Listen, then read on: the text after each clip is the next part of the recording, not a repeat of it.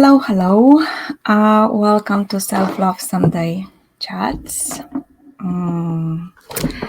Let's give Facebook a moment, as always, for everybody to find us, and I will check on my phone whether I'm actually live. This is our little routine. Every time we need to check that Facebook is working properly. And I can probably pin this video to the top so that it's easier for everyone to find it. All right, brilliant. So if you are here, just say hi in the comments or give me like thumbs up so that I can know that you can see and hear me. Brilliant. All right, so good. So today we are going to talk about relationships, and in a kind of very specific way, because we are going to talk about relationships that are not easy, maybe a bit bumpy, or even a moment. Just give me a sec. Or maybe even toxic. Okay, hello, I can see you. Hi Sunita, hi Maria, and hi Hansa. Good to see you. Good to see you all here. Okay, so relationships that can be a bit toxic, and how we feel about it, and all this confusion that we usually feel around, wow, is it me? Is something wrong with the relationship? Is it the other person? Whose responsibility is that? And we sometimes really get totally lost in all this, overthinking and overanalyzing. So before we go into it, can you tell me just a word or two? What do you think? What do you think, or what do you feel a toxic relationship is? So are there what would be like clear signs for you that a relationship is toxic? So just put it into the comments, because we know like the awareness general around toxicity in relationships is growing. Yes, we all know now what emotional abuse is, what gaslighting is, what manipulation is. So there is more and more knowledge around all these things, but at the same time, the confusion even gets even bigger because of that sometimes. So let's start with the fact that no one is perfect, right? And we all behave in a toxic way from time to time. So we might have some toxic defense mechanisms.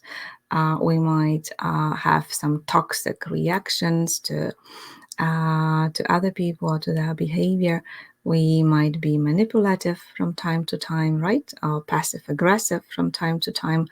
That's just being human. And the same is true about about other people in our lives. Yes, they do this too, and that doesn't necessarily mean that our relationship with them is toxic.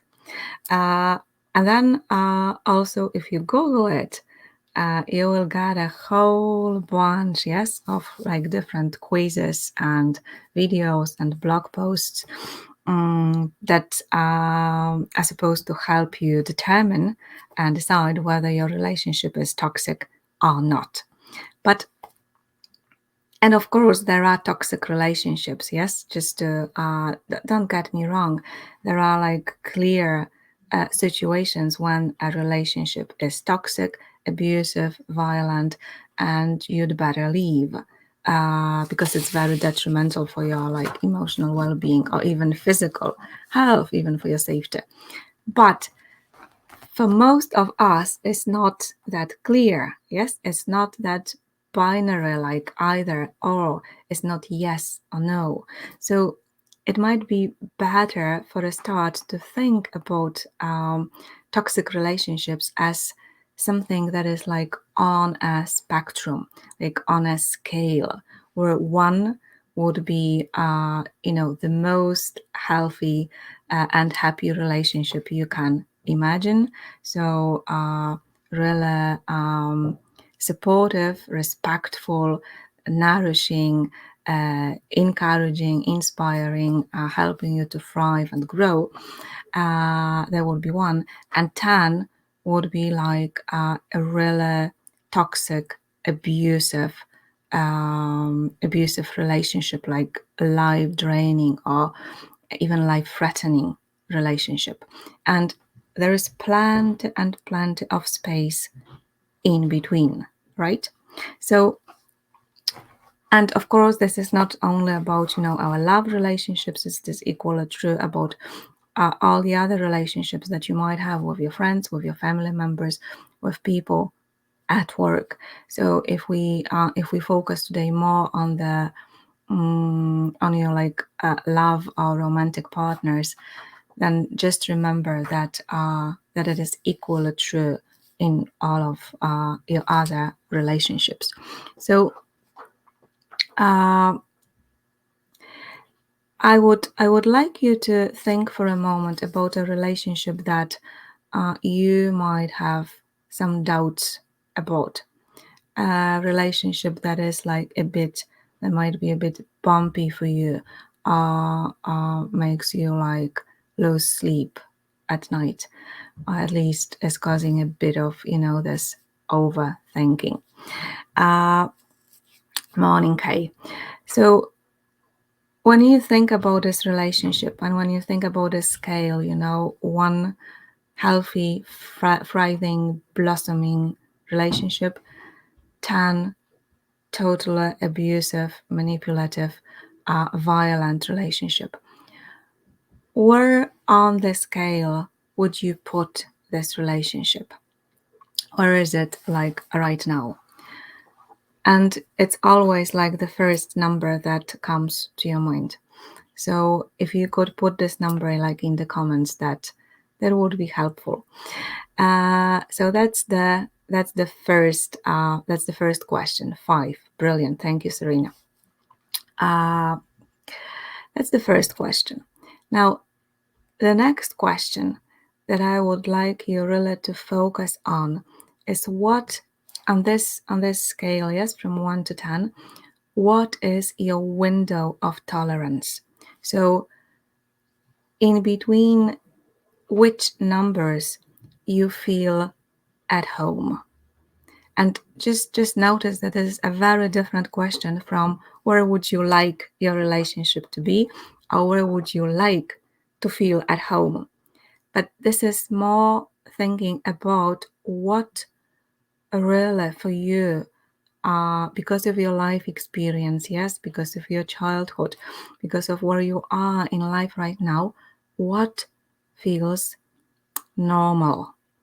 What is your reality? Or do you feel like this is what relationships are generally? What is the range? Yeah, so we have we are getting here very different numbers, but we are getting even 9s. Yes, Maria Laura says 8.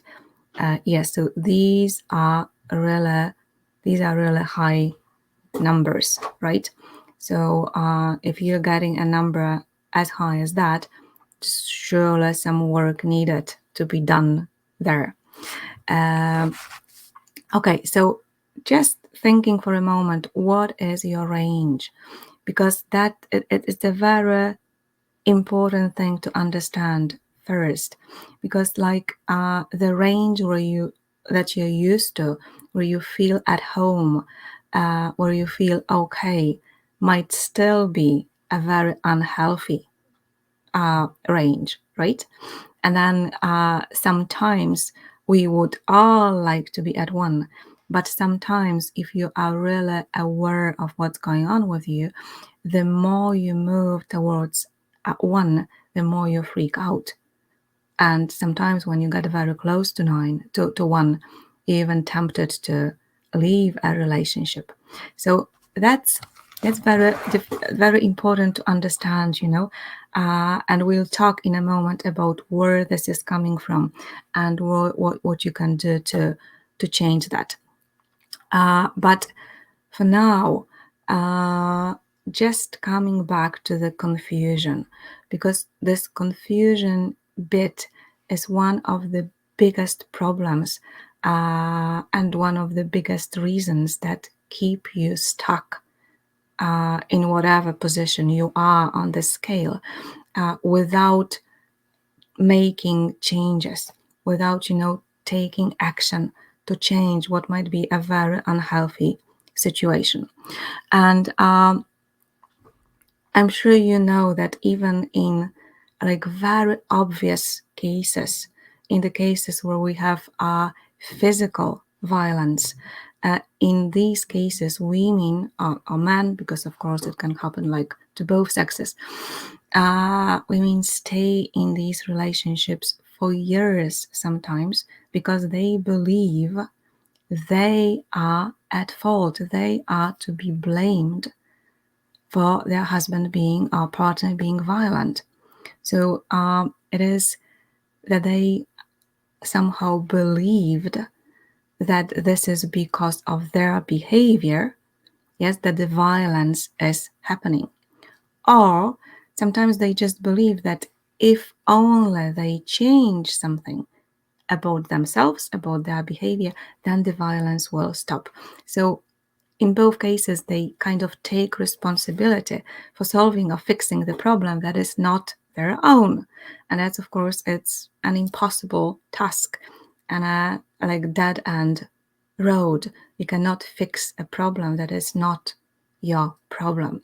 So if this happens in kind of obvious situations like this, you can imagine that it is a much, much bigger problem in situations that are more blurry, that do not feel at the first sight as clear cut. And that's what's really coming back to us feeling really not sure about our own feelings, yes, doubting ourselves, doubting our intuition, and getting into all of these questions, yes. Oh, is it me? Am I doing something wrong here? Am I overreacting? Yes. Do I have the right to say that? Do I have the right to feel that? Do I have the right to think that even? Right? So I want to talk about two things that that contribute or that are really like the foundation for all this confusion and for us getting stuck in the relationships that are not good for us and not taking action to set boundaries, to say no, and to change whatever can be changed in the relationship so they are more healthy for like really both parties. So the first big thing that is at play here is trauma bonding. So just let me know in the comments, give me yes or no, whether you've heard about trauma bonding and whether you have like an idea what trauma bonding is, because like it has become like a bit more popular. So maybe you've heard about it. So is it yes or is it no? No. Okay. So we all know what bonding is, yes? Like mom bonds with her newborn child. That's the clear example, yes, of bonding. But of course, like we bond with everyone and everything we share our life with. So we form an attachment, yes, with people and with things quite often that are in our life. And as children, of course, we have not much influence over who is in our lives. But as adults, we have much more choice here. So we can choose our friends, we choose our partners, our spouses, we choose environments to some extent, at least we choose environments we work in. So it would seem like logical that we would invite into our lives, yes, that we would share our lives, that we would choose to form bonds in our lives with people who build us up, with people who are good for us, yes, with people who respect us, with people who help us thrive and grow. But quite often, that's not the case, right? And that's coming back to your childhood and to your traumas and to all the wounds you might be carrying inside you. So if because of your life experience you have become a people pleaser, or you do not know how to set healthy boundaries, if you are very empathetic but have no skills of managing this empathy, if you have low self-confidence, if you have low self-worth, then very subconsciously you might be drawn to people who are manipulative, gaslighting, or even abusive or violent. Because, like, on the subconscious level, you fit together like two pieces of a puzzle, and you can create a bond that is really, really strong and difficult to break.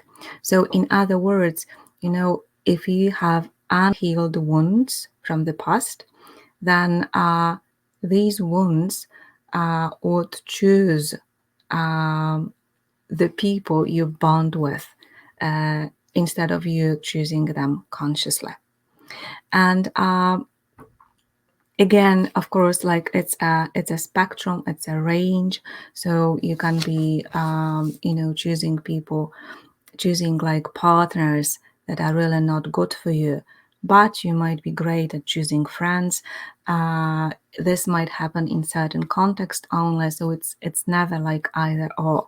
But generally, we're talking about a mechanism here when your wounds from the childhood kind of hook on the other person's wounds from the childhood, and they kind of get locked in together. This is a very difficult bond to break. It's a very unhealthy bond. It has nothing to do with love usually, and it creates a lot of pain and suffering. And in in these relationships always, this trauma grows and grows because it's just not something that happens that is like a one-off event. But if, and let's talk about the extreme example of a really abusive, toxic, narcissistic relationship, yes, then there is this trauma building up of gaslighting, of manipulation, of shaming, of blaming, of belittling, and this impacts, yes, on the initial wound. So if you enter the relationship already feeling low self-confidence, low self-worth, no clear boundaries, a bit of a people pleaser, yes, then this trauma from the relationship just builds on top of all that. So can you imagine how detrimental it can be? And also it is all happening in secrecy in a way, because we tend to take on board the responsibility and the shame coming with it. So we do not talk about it. So that's one thing. A trauma bond is like it's like an addiction to a drug. So if you think that this might be this sounds familiar to you, yes, you surely would benefit from a bit of support. That's a really thing that really impacts our well-being, and our ability to live a healthy life. And this is very connected to another thing I want to mention, and this is our relationship blueprint. And this is kind of coming back to the spectrum that we mentioned at the very start, and where on this spectrum you feel at home. So, you carry inside also subconscious blueprints or templates, if you will, uh, some notions and images, again, coming from your early childhood, about what a relationship should look like. So when you were really small, you were very, very observant, and you were, observing the relationships around you, and of course, like making your own conclusions about them. And as you can imagine, like these conclusions might be even very, very far from truth, because what did you understand about relationships where you were 5? So some of our conclusions are very, very far detached from reality.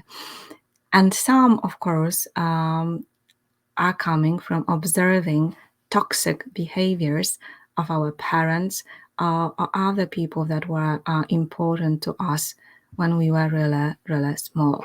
So, and this is, and you might be, as an adult, we're usually very critical of our parents' relationship, yes? So, and, this question, yes, I don't want to, not a question, but a statement.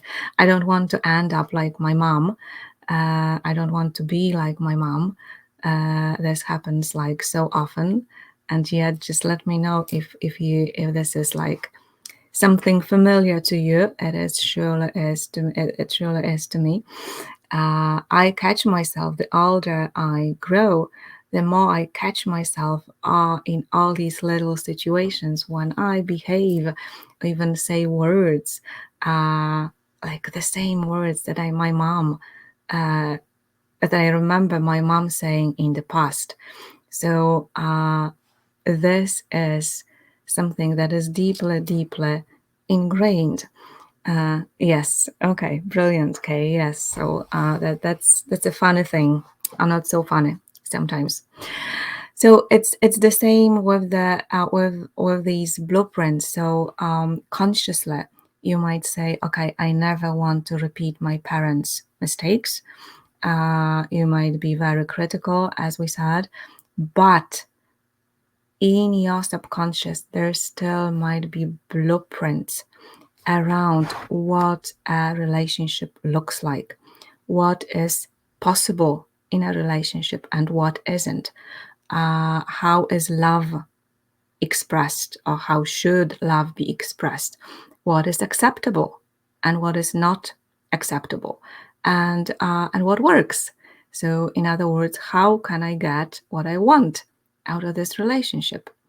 And these blueprints are there, and it even if you didn't have any like toxic or abusive relationship around you as a child, that even if your mom was a bit, let's say, passive aggressive, or your dad was a bit of a people pleaser, then you created images, you drew conclusions out of it.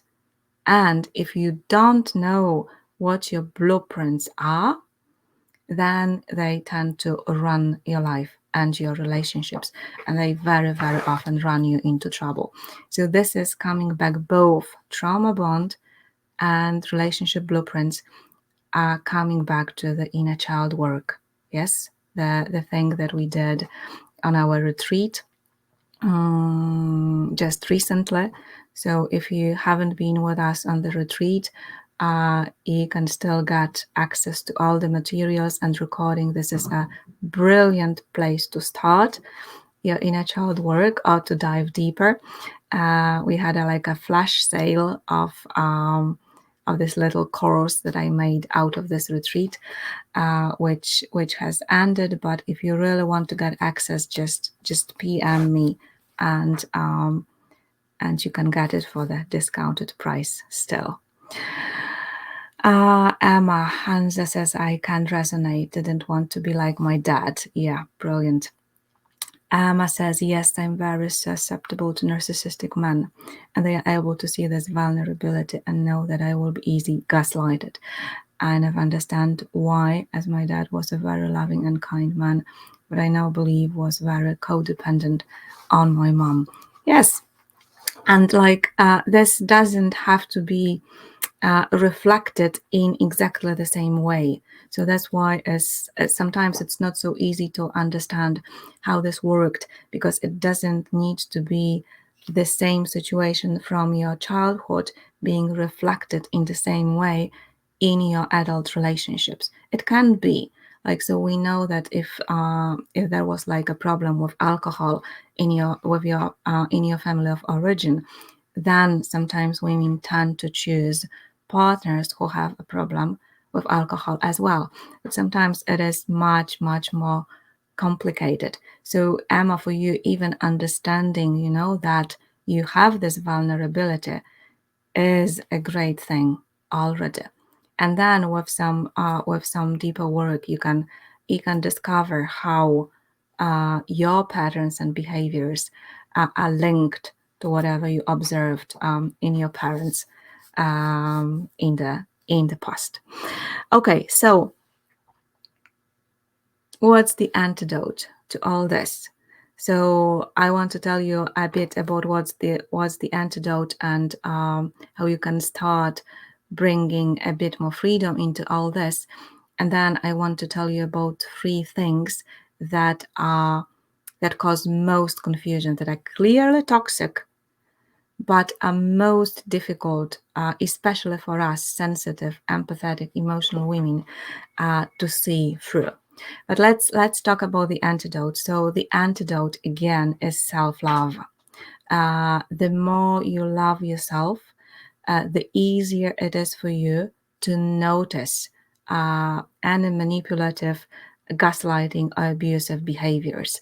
And the easier it is for you to say no as well. Yes, I'm not taking this BS like anymore. Because what is what is this confusion and inability to set clear boundary coming from? It is coming from 2 things mainly, apart from all this, ones from the past. It is coming from you not being truly connected to what you feel, to what you want, to what you need, and to what truly matters to you. And or, because they often come together, you not being able to honor that. You're not giving yourself permission. You're not respecting the way you truly feel, think, what you truly want or need, or what your values, what truly matters to you. These are the things, if you are not connected to all that, if you are not honoring or respecting that, then you are just an easy victim to all manipulative behavior, right? Because like toxic people feed on that, and they can sense that, and they will use that against you. So self-love gives you this solid foundations. Yes, gives you this self-awareness, self-respect, and allows you to stay like deeply rooted in what matters to you, in what you need, what you want, grounded and centered, so that you can recognize what's going on, and then you can say no. You can say no whenever you notice that something is crossing the boundary. So let's take like a very short example. And this is also something that you can try out in your life, and see how it works, because there is a very easy test to notice whether somebody is behaving in a healthy way or in a toxic way towards you. So try to say no to them. And so let's imagine a situation that your partner or your friend is just asking you to do something for them. and you don't feel like doing it. So you decide to say no. So you say, I'm sorry, but I can't do this for you. I'm, let's say, too busy this week. Although, like, no is a full sentence, you don't need to give an explanation. But if you are nice, you can say something short and sweet. So, okay, let's look at the comments for a moment. If our parents are so codependent, then can it affect one parent wrongly siding with their partner, even if their behavior is clearly wrong? And you are right. Oh yeah, of course. Yeah, that's a very typical situation, Hansa. Yeah. Yes, and then Maria says that she was choosing husband because he was similar to her dad. Yeah. Yeah, exactly. And that can be sometimes, if we do not put a bit of work into this, that can be a recipe for a disaster. But hopefully, work can be done, and even some toxic relationships can be improved. Yes, they do not need to stay toxic. In a lot of cases, there is a lot of hope. But coming back to our little test. So, what do you imagine would be a healthy person's reaction to your no? So, if you say no to somebody, I'm sorry, I can't do this for you. What would a healthy person say? What would a healthy person do, even if they are disappointed with your answer? What would be their reaction? Just give me an example. Yeah, so I'll wait for you to answer that, and then let's talk about what a toxic, manipulative, yes, abusive person would do in such a case, because like what lies beneath the mask that toxic people show us, yes, they sometimes come across as very strong, aggressive, controlling, domineering. But what is like hiding beneath this mask is always problems with abandonment, fear of rejection, problems with embarrassment, all this I am not good enough, low self-esteem, low self-worth, and also, and that's very important to remember, that's a clear sign, inability to self-soothe, inability to self-regulate. Yes, so a toxic person, in spite of having all these deep issues, they also are not able to contain their emotions and to make themselves feel better in situations that when they get triggered. So when you say no to them, it does not only cause discomfort, as it would to any healthy person, but it is triggering much deeper stuff. And again, this is not your responsibility, remember? But in extreme situations, because these people are so insecure in themselves, your no is creating like an open wound again, or it opens an old wound, to be more precise. And they are not able, they do not have skills to soothe it themselves. So, what do? So, they will try, they will do whatever they can to make themselves feel better, but making you the problem. And this is something to really pay attention to. Whenever a person is kind of flipping the situation and making you the problem, that's a clear sign that they are not able to cope with their own reaction to whatever you said or did. Yes, you are brilliant with knowing what a healthy response would be.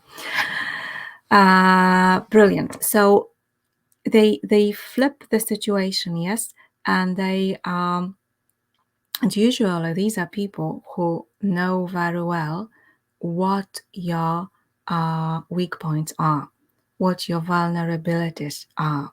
So when they are triggered and they cannot cope with the reaction that happened in them, they will use every weapon possible.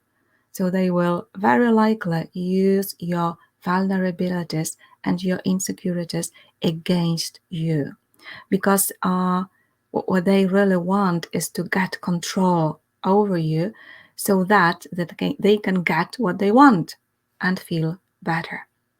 Uh, and this is usually where toxic behavior starts, because how can they do this?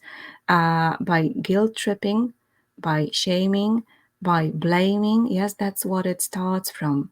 But if they still are not getting what they want, it of course can move further. Yes, so it can move to threatening, it can move to name calling, it can move to silent treatment, and in extreme cases, of course, it moves to physical violence, even because the pain inside is so strong, and there is lack of any mechanisms or skills to control it, that they kind of lose it completely. So, okay, can we talk about later, please? Yeah, that's another very good, yes, example. So if I am responding like this, am I the toxic one? Yes, and let's not talk about, being, this is like a simplification. It's not about being toxic, it's about behaving in a toxic way. So if you're responding like this, Hansa, you are behaving in this particular situation in a toxic way.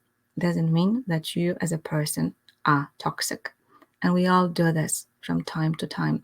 But if this is a recurrent thing, and in any situation there is any conflict in a relationship, yes, or misunderstanding, someone responds in a toxic way, and you can't even talk about it later and explain this, and there is no tendency to change and grow, then this becomes a toxic relationship.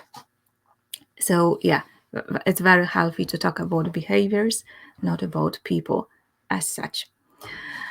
Yeah, of course we can all have these reactions. Yeah. Mm-hmm. Yeah, you're right, Emma. As the degree, as how often, as how far you go with it as well, how quickly you can catch yourself and stop. All this really matters. Brilliant. So again, the the biggest weapon of a person who is behaving in this toxic way that we just described is to make you doubt yourself.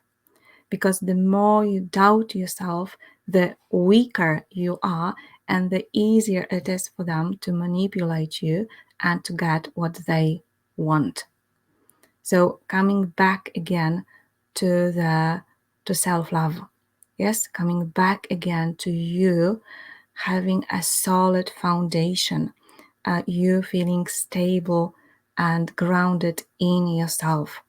And this is of course all that we do, like in the inner circle, like all the practices, all the skills that we learn, that we do like week by week, helps us to grow strong. Yes, so that we can stand strong in any situation when somebody is behaving in that way.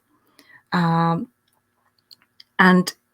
the best thing to, when you notice this, the best thing to do is just to slow down a bit and start observing what's really going on here.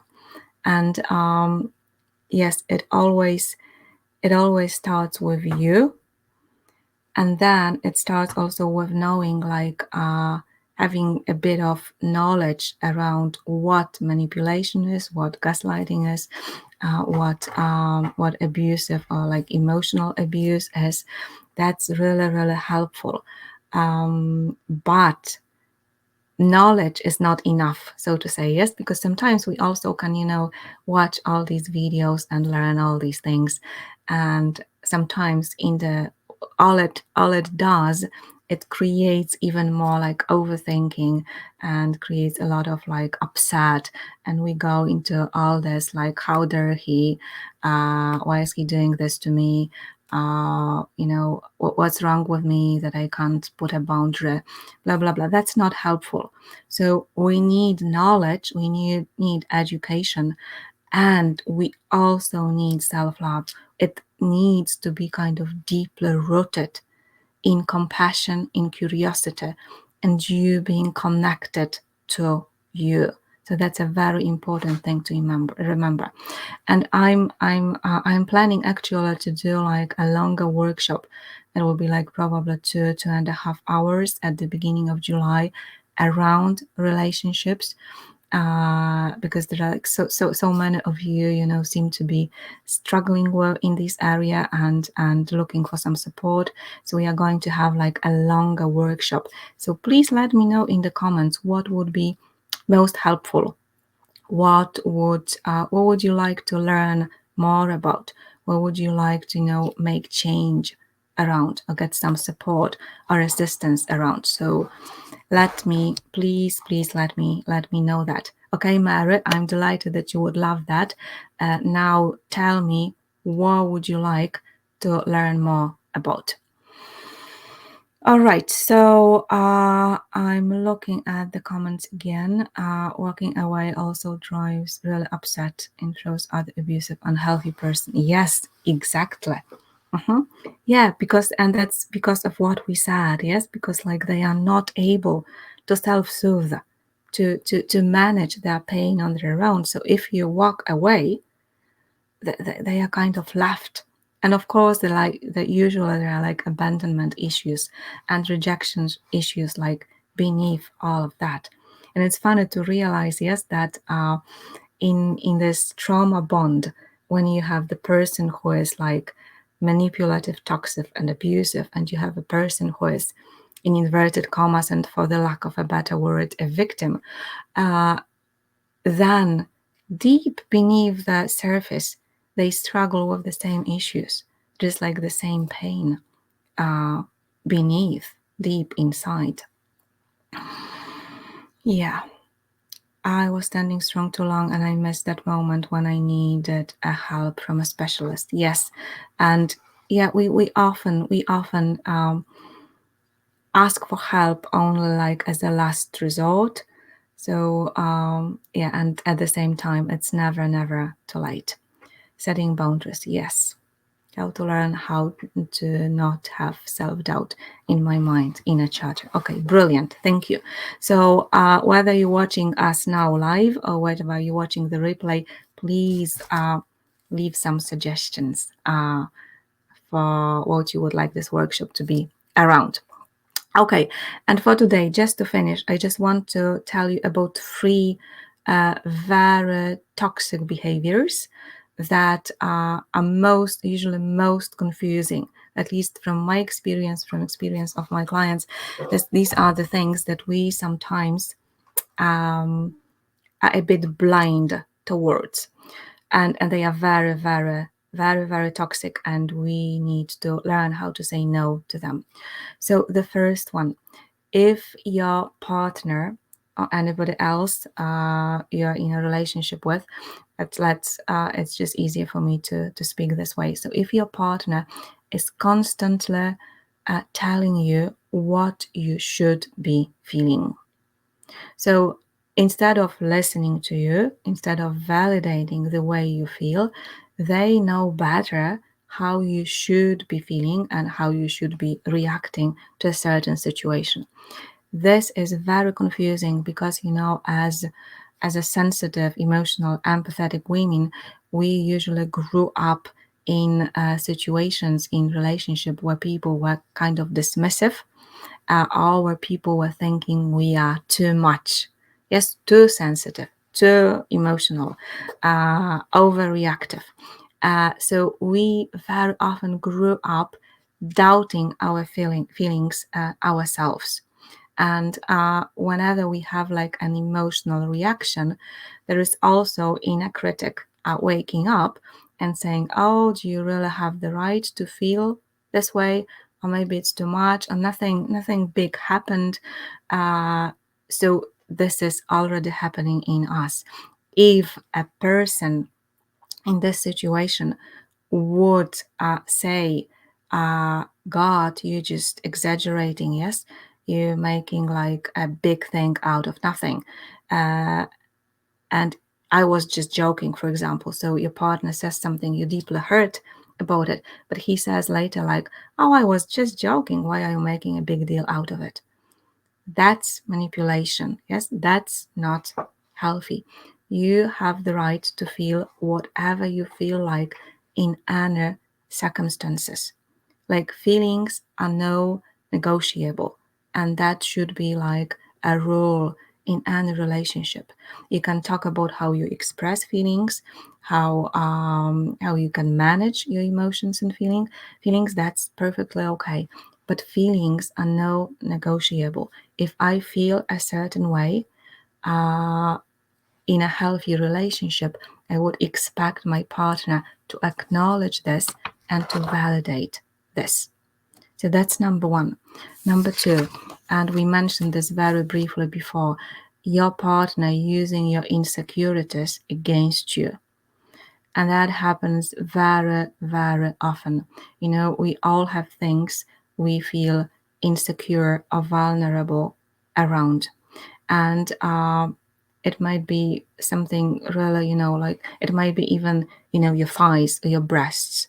Yes, if your partner is making jokes about that, that's a no, that's a red flag.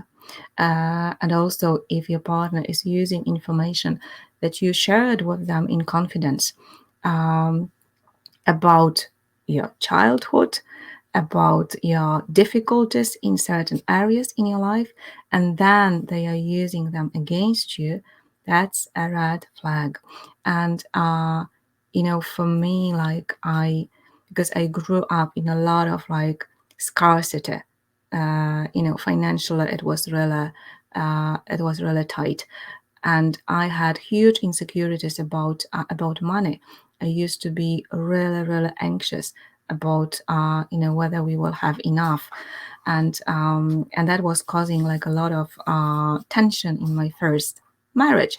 And sometimes when we would have an argument, even like a heated discussion, let's call it, with my ex-husband, yes, he could be like very sarcastic, and he would say like, the war has ended, why are you dragging it into our life? That's a no. That's using your vulnerabilities, something you feel really insecure about, against you, in a manipulative way.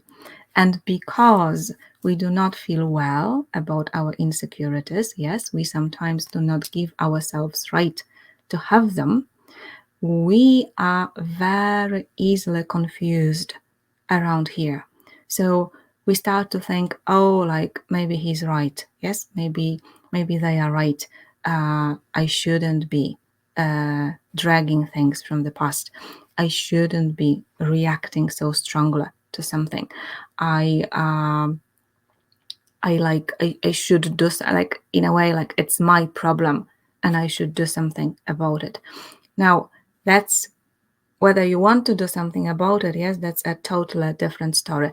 But in an interaction, using these things against you is a big, big, big no. And this is a situation in which a clear no is needed. All right. And the last one is your partner ignoring your boundaries, or disrespecting your boundaries, yes, or pushing your boundaries, because it happens in many different ways. But this is a huge red flag again, and a very, very toxic behavior.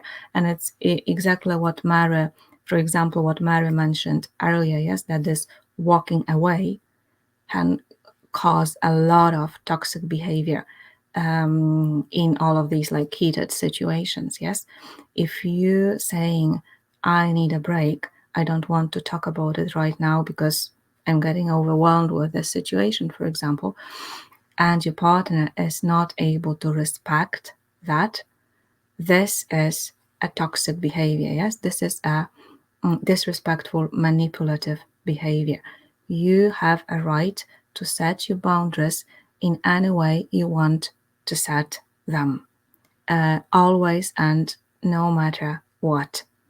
So this might be very little things, yes, like taking a break during a conversation, but it of course it might go much deeper into your partner not respecting your privacy, not giving you enough independence, enough space, enough time, enough money. All this is around boundaries. So and this is where we get confused, yes, because for us quite often setting boundaries is not easy. So if we set a boundary, but we are not really sure, we don't give ourselves, full permission, right, to have this boundary here, then it is easy to push it, right? It is very easy to push it. And again, it can create a lot of self-doubt in us. And the more we doubt ourselves, the easier it is for the other person to manipulate us. So I would really like you to pay attention to these three situations. Yes, when your partner is not is telling you how you should feel, when your partner is using your insecurities against you, or your partner is not respecting or ignoring your boundaries, then these are the situations where a change needs to happen. Because if it doesn't, then the relationship is not going to. I wanted to say last, but that's not true. It may last. Like toxic relationships, quite often long lasting relationships. So it's not that it's not going to last, but it's surely not going to be healthy and thriving and doing you good. So yes, thank you very much for all of your comments. Please, if you have any more suggestions around the workshop that we're going to have in July, let me know. And also for those of you who haven't got access to all the materials from the Inner Child Retreat, also just send me a PM and you can get access to this mini course, like mini big course, for this discounted price that we had like last week. So thank you very, very much for today. I hope this was helpful, and I hope you can take it now and bring it into your life and make good use of it. So have a beautiful Sunday, and I'll see you again next week. Bye for now.